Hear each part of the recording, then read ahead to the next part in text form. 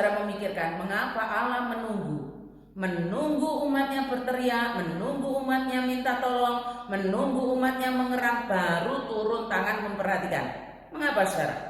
Mengapa juga Allah tidak langsung bertindak saja ketika umatnya mulai diincar oleh Firaun untuk diperlakukan dengan kejam, dengan menjadikan mereka budak roti? Bahkan disebutkan begini saudara, Firaun memahitkan hidup umat Allah dengan pekerjaan yang sangat-sangat berat. Mengapa Allah enggak menggagalkan saja rancangan atau rencana Firaun itu? Mengapa saudara? Pertanyaan yang sama untuk kita hari ini adalah mengapa Allah menunggu saya?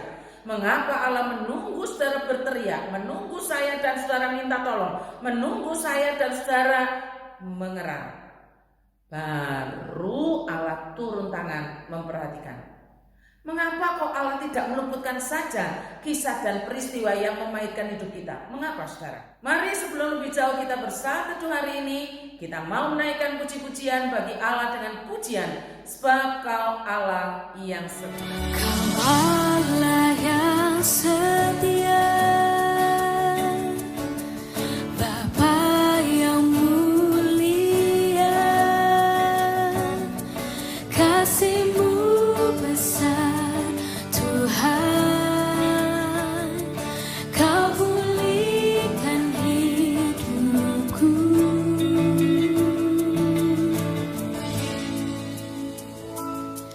Kaulah harapanku, hidupku dalam-Mu. Terima kasih Tuhan, Kau selamatkan hidupku. Dengan apakah ku balas segala kebaikan-Mu? Segenap hatiku menyembah-Mu Yesus, ku bersyukur padamu selamanya. Saat teduh kita hari ini dari kitab Keluaran 1-2. Demikian sabdanya pada ayat yang ke-23 sampai 25 pasal yang kedua. Keluaran 2 ayat 23 sampai 25. Musa diutus Tuhan. Lama sesudah itu matilah Raja Mesir. Tetapi orang Israel masih mengeluh karena perbudakan, dan mereka berseru-seru sehingga teriak mereka minta tolong karena perbudakan itu sampai kepada Allah. Allah mendengar mereka mengerang, lalu Ia mengingat kepada perjanjiannya dengan Abraham, Ishak dan Yakub. Maka Allah melihat orang Israel itu dan Allah memperhatikan mereka. Kembali kita mencari jawaban atas pertanyaan mengapa dan mengapa. Kok Tuhan itu nunggu berteriak, nunggu kita itu minta tolong, nunggu umatnya mengerang baru turun tangan? Jawaban itu saudara tidak boleh dicari di luar Alkitab. Jawaban harus kita temukan di dalam Alkitab. Kita mencoba mencari apa sebenarnya yang membuat seolah-olah Allah mengulur-ngulur waktu, seolah-olah Allah itu menunggu. Ternyata saudara, mengapa Allah menunggu umatnya berteriak, mengapa Allah menunggu umatnya minta tolong, mengapa Allah menunggu umatnya mengerang baru turun tangan? Ternyata dituliskan begini oleh Nabi Yeskiel, mereka yang adalah umat tetapi juga memelihara berhala-berhala Mesir. Dicatat di dalam Yeskiel 20 ayat 7-8. Kusuruh mereka membuang patung-patung menjijikkan yang mereka sukai itu, dan kularang mereka menajiskan diri dengan menyembah berhala-berhala dari Mesir, sebab akulah Tuhan Allah mereka. Tetapi mereka memberontak terhadap aku dan tidak mau mendengarkan kepadaku. Setiap orang tidak membuangkan dewa-dewanya yang menjijikan, kemana ia selalu melihat, dan tidak meninggalkan berhala-berhala Mesir.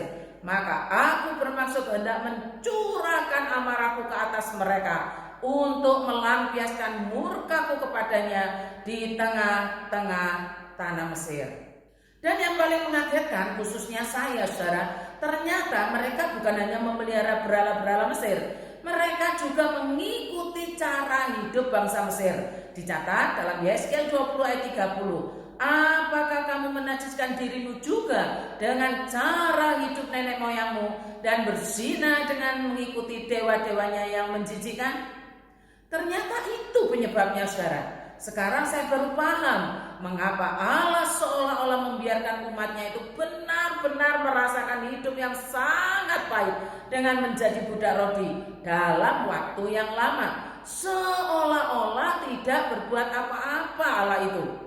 Ternyata umat Allah tidak pernah meminta pertolongan kepada Allahnya. Dan selama ini ternyata minta pertolongan kepada dewa-dewa dan berhala-berhala Mesir. Saudara, saya langsung membawa firman ini dalam hidup saya. Dan sekaligus saya mengajak saudara untuk merefleksikannya. Yang pertama begini saudara, pada saat kita sangat membutuhkan Tuhan, sementara Tuhan tidak segera menolong kita, malah seolah-olah Tuhan itu menunggu dan menunggu lama sekali. Sebenarnya Tuhan mau ngomong gini loh sama kita itu.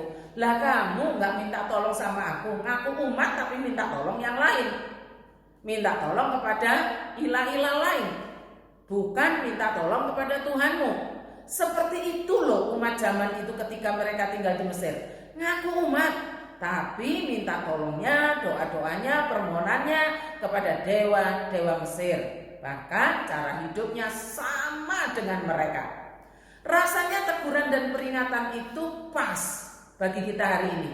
Ngaku umat, tapi minta tolong, doanya, permohonannya kepada yang lain, kepada ilah-ilah lain. Atau ilah itu bisa manusia. Pantas saja saudara, sepertinya Tuhan memang menunggu untuk menanti pertobatan kita, bukan karena dia mau mengulur waktu. Sebenarnya kasus itu mirip dengan yang dicatat oleh kitab Nabi Zakaria. Begini bunyinya.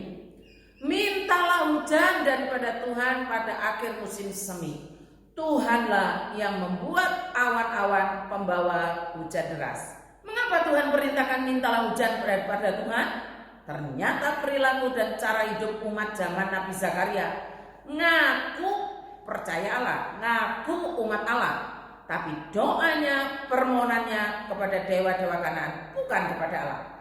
Umat mengabaikan Allahnya dengan cara tidak berdoa kepadanya, tidak menaikkan permohonan kepada Allah. Maka Allah menunggu sampai kita bertobat dan kembali kepadanya. Semoga Roh Kudus membukakan pengertian kita bahwa Allah ketika menunggu dan menunggu itu karena hidup kita tidak beres. Tidak beres itu salah satunya ngaku umat, ngaku percaya, tapi tidak memanjatkan doa, tidak menaikkan permohonan dengan segenap hati kepada Allahnya. Yang kedua saudara, ketika Allah mendengar dan memperhatikan kesengsaraan umatnya, bukan karena desakan kita, bukan karena air mata kesusahan kita, tetapi Allah bertindak karena setia pada perjanjiannya. Ditulis begini saudara, Allah mendengar mereka mengerang, lalu ia mengingat kepada perjanjiannya dengan Abraham, Ishak dan Yakub. Jadi siapakah yang berani mengklaim bahwa doanya paling manjur, paling mujarab? Seharusnya tidak ada, tidak boleh demikian. Sebab hari ini kita mendengar dengan jelas apa yang Allah lakukan, apa yang Allah kerjakan karena ia mengingat perjanjiannya dengan Abraham, Ishak dan Yakub. Dan Allah bertindak memperhatikan dan mendengar erangan umatnya. Orang yang mengaku percaya kepada Allah Tritunggal tetapi dalam hidupnya ia tidak pernah menyembah dan melayaninya dan tidak pernah berdoa kepadanya, sama dengan menghina Allah itu sendiri. Saudara, bagaimana? Mari kita tunduk kepala masuk di dalam doa. Ya Tuhan Allah kami bersyukur bahwasanya Engkau setia dalam perjanjian-Mu dan Engkau bertindak dan memperhatikan umat-Mu berdasarkan perjanjian-Mu yang kekal.